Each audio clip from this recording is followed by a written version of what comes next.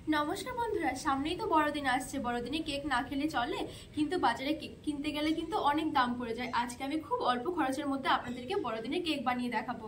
আর cake বানাতে গেলে কোনো রকম ঝামেলা করতে হবে না। আর কেক বানাতে গেলে যেটা প্রয়োজন হয় আমাদের মেজারমেন্ট কাপ আর হচ্ছে কেক মোল্ড। আমি এখানে মেজারমেন্ট কাপের জন্য নিয়েছি এই যে চা খাওয়ার কাপগুলো, আর কেক মোল্ডের জন্য নিয়েছি আমি এরকম একটা নর্মাল টিফিন কৌটো। এর মধ্যেই কিন্তু আজকে আমি কোনো রকম ঝামেলা ছাড়াই কিন্তু কেকটা বানিয়ে দেখাবো। আপনারা পুরো ভিডিওটা দেখবেন, অনেক ভালো লাগবে।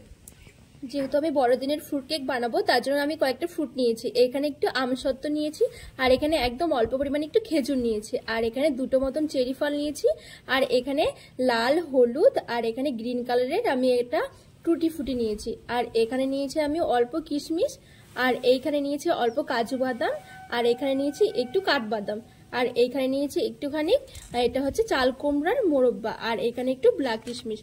মানে আমার হাতের কাছে যেই কটা ফল ছিল সেইগুলো আমি নিয়ে এসেছি। আপনাদের কাছে যেই রকম ড্রাই ফ্রুট থাকে সেইগুলো দিয়ে কিন্তু আপনারা বানাতে পারবেন। এইবার আমি গ্যাসের উপর একটা কড়াই বসিয়ে দিলাম। যেহেতু আমি ফ্রুট কেক বানাবো, ফ্রুট কেকটা দেখতে একটুখানি ব্রাউন কালারের হয়, তো সেই জন্য আমি একটা চিনি নিয়েছি এখানে 1 কাপ। তো চিনিটা আমি কড়াইয়ের মধ্যে দিয়ে দিচ্ছি। এবার একদম অল্প জল দিয়ে আমি চিনিটা গলিয়ে নেব। চিনিটা একদম কম আছে কিন্তু গলিয়ে নিতে হবে, নাহলে পরে চিনিটা আবার পুড়ে যাবে।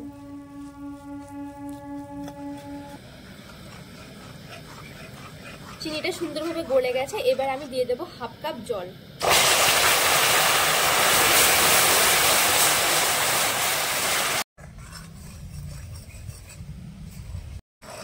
কালারটা কি সুন্দর এসেছে।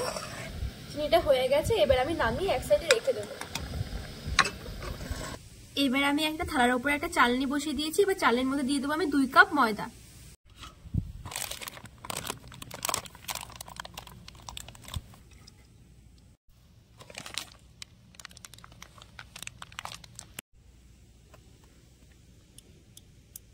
এবার আমি দিয়ে দিচ্ছি 1 চামচ বেকিং পাউডার, আর দিয়ে দিচ্ছি 1 চামচ বেকিং সোডা। এবার আমি সুন্দর করে চেলে নেব। কেক বানানোর সময় অবশ্যই ময়দা, বেকিং সোডা চেলে নিতে হবে, তাহলে পরে কেকটা সব দিকে কিন্তু সমানভাবে ফুলবে। এবার আমি এক সাইডে রেখে দেব। এবার আমি একটা বাটি নিয়েছি, যেই কাপ দিয়ে ময়দাটা মেপেছিলাম সেই কাপেরই 1 কাপ দিয়ে দিচ্ছি এখানে সাদা তেল, আর দিয়ে দিচ্ছি 1 কাপ টক দই। টক দই না থাকলে ডিমও কিন্তু দেয়া যাবে। আজকে আমি কেকটা নিরামিষই বানাচ্ছি, তার জন্য টক দইটা দিলাম। এবার ভালো করে মিশিয়ে নেব। দই আর তেলটা ভালো করে মেশানো হয়ে গেছে। এবার আমি যেই চিনিটা রান্না করে রেখেছিলাম সেই চিনিটা দিয়ে দেব।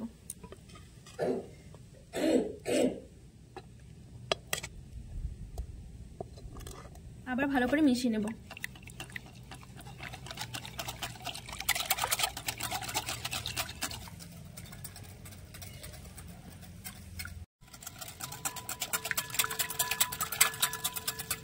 চিনিটাও ভালো করে মিশিয়ে নিয়েছি। এবার আমি দিয়ে দেব যে আগে থেকে চেলে রেখেছিলাম সেই চালা ময়দাটা। আবার ভালো করে মিশিয়ে নেব।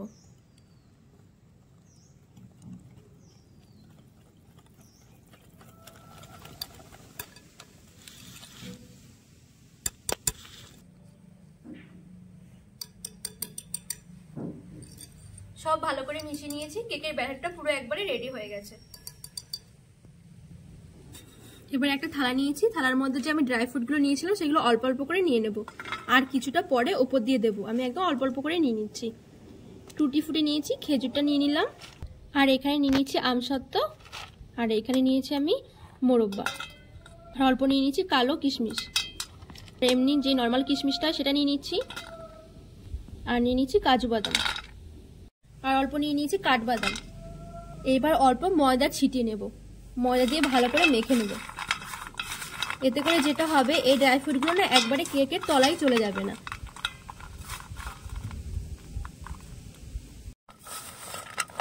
কেকের ব্যাটারে দেওয়ার আগে ড্রাই ফ্রুটগুলোকে আমি একটু ঝেড়ে নিচ্ছি যাতে করে এক্সট্রা ময়দাটা পড়ে যায়। এবার আমি দিয়ে দেব। এবার ভালো করে মিশিয়ে নেব।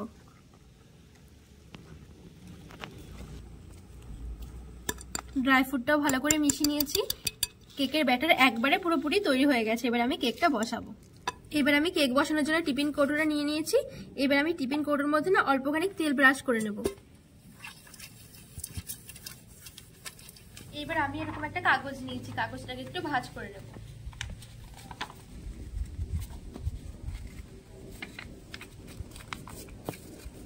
এবার এভাবে ভাঁজ করে নিচ্ছি।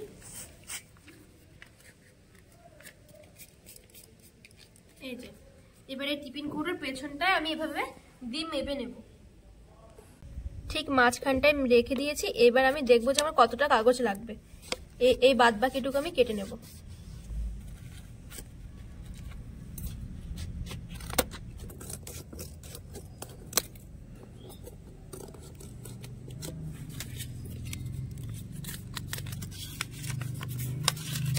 পুরোপুরি গোল হয়ে গেছে। এবার আমি বসিয়ে দেব।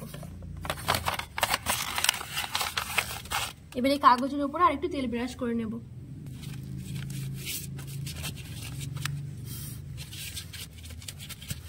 এইবার কেকের ব্যাটারটা আমি ঢেলে দেব।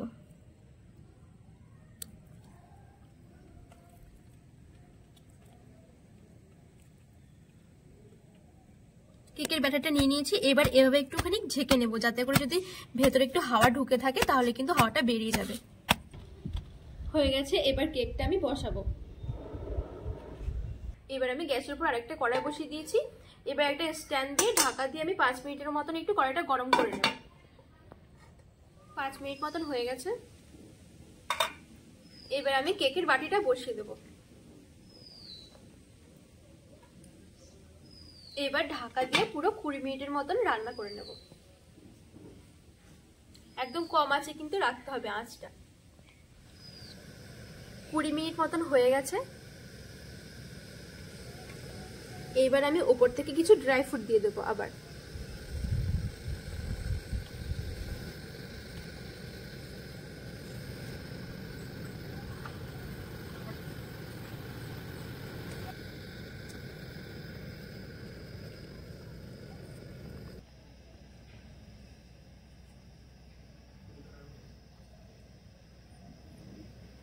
এবার আমি আবার ঢাকে দিয়ে 10 মিনিটের মতন আবার কেকটা হতে দেবো। পুরো 10 মিনিট হয়ে গেছে। এবার দেখে নেব কেকটা কিরকম হয়েছে। কেকটা দেখতে কত সুন্দর লাগছে। এবার আমি চেক করে নেব কেকটা পুরোপুরি হয়েছে নাকি। এই যে কেকটা কিন্তু পুরোপুরি পারফেক্ট ভাবে হয়ে গেছে। এবার কেকটা নামিয়ে আমি 3 থেকে 4 ঘন্টা মতন ঠান্ডা করে নেব। আপনারা চাইলে কিন্তু আগের দিন রাত্রেবেলা কেকটা বানিয়ে পরের দিন সকালবেলা কিন্তু কেকটা খেতে পারেন, তাহলে কিন্তু আরো বেশি টেস্ট হবে আর কেকের কালারটাও কিন্তু অনেক চেঞ্জ হয়ে যাবে। তো আমি ঠান্ডা করে নেবো কেকটা। 3 থেকে 4 ঘন্টা পরে আমি দেখাচ্ছি কেকটা কিরকম লাগবে। পুরোপুরি 4 ঘন্টা হয়ে গেছে কেকটা নামিয়েছি, আর কেকটাও কিন্তু ভালোভাবে ঠান্ডা হয়ে গেছে। কেকের কালারটা একবার দেখুন কত সুন্দর এসেছে। এবার কেকটা আমি নামিয়ে নেব। আর কেকটা যেহেতু ঠান্ডা হয়ে গেছে তার জন্য কিন্তু এই সাইড থেকে পুরো সুন্দরভাবে ছেড়ে ছেড়ে এসেছে। এতে করে কেকটা কিন্তু বাটি থেকে সহজেই বেরিয়ে আসবে। এইবার ওপর থেকে একটা প্লেট বসিয়ে দিলাম। প্লেটটা আমি এভাবে উল্টে নেব।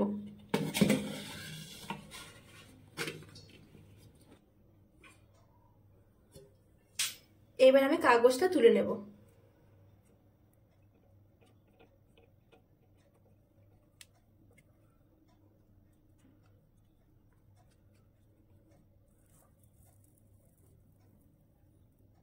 এইবার কেকটা উল্টে নিচ্ছি।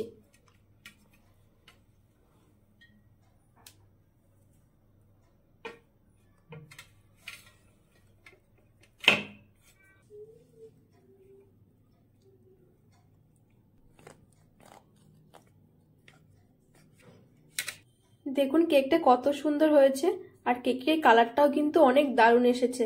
আপনারা অবশ্যই এভাবে একবার বাড়িতে বানাবেন। বাড়িতে বানালে কিন্তু আমাকে কমেন্ট করে জানাবেন যে আপনাদের কিরকম লেগেছে।